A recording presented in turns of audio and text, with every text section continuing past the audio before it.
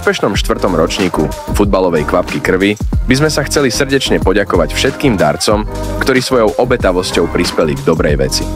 Každý, kto prišiel podporiť túto akciu, sa mohol tešiť na malé občerstvenie a prekvapenie, ktorým sme chceli vyjadriť našu vďaku. Už teraz sa tešíme na ďalší ročník a veríme, že spoločne dosiahneme ešte väčší úspech a prinesieme viac radosti a pomoci tým, ktorí to naozaj potrebujú. Ďakujeme.